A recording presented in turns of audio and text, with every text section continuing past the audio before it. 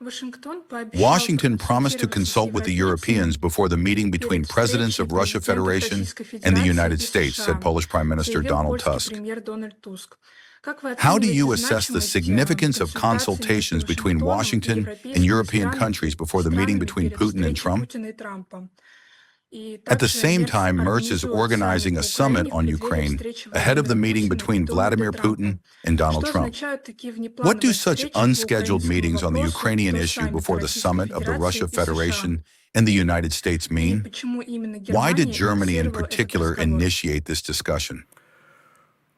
In this case, we regard the consultations requested by the Europeans as politically and practically insignificant actions.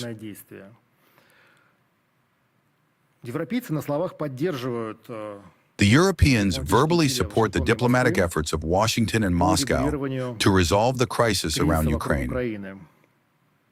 In fact, however, the European Union is sabotaging them. The EU's rhetoric about alleged support for finding ways to a peaceful settlement is merely another attempt to once again drag out the settlement process.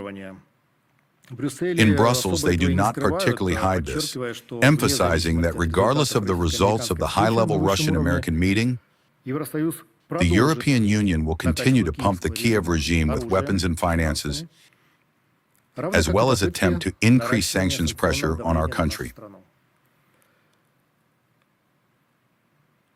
We believe that for a number of European governments and the Brussels bureaucracy, the escalation of the Ukrainian conflict is the only way to justify to their public the unprecedented political and financial investments in the accelerated militarization of Europe, as well as the stagnation of the European economy,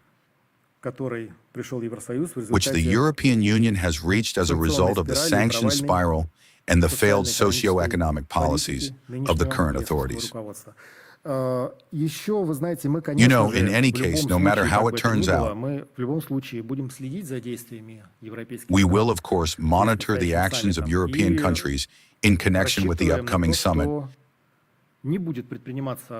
and hope that no steps will be taken that would impede its holding and the achievement of constructive agreements. Thank you.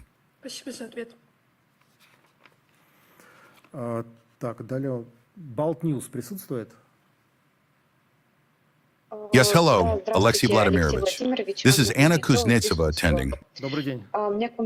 I have a question for you. The European Commission announced the third tranche of aid to Ukraine in the amount of more than 1 billion euros, taken from the income generated by frozen central bank assets. How can you comment on this?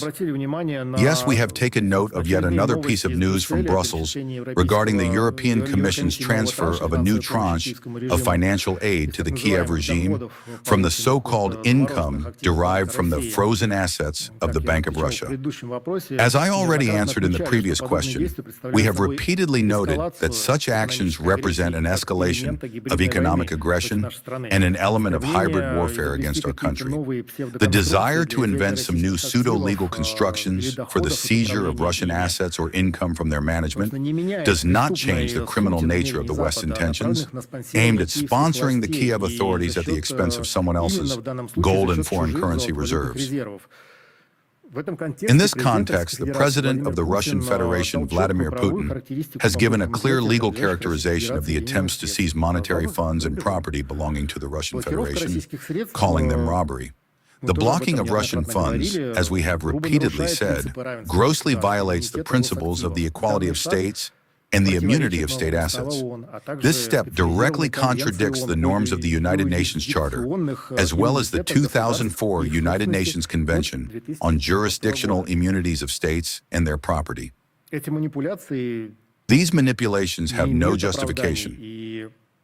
Any operations with such a category of assets must be carried out exclusively with the permission of the owner, that is, the Russian Federation. This is not happening. The EU's attempts to use Russian assets in the interests of the Kiev regime, which is already close to bankruptcy, will not help Ukraine, and most importantly, will not change the course of the special military operation, whose goals will, in any case, be fully achieved, as has been repeatedly said.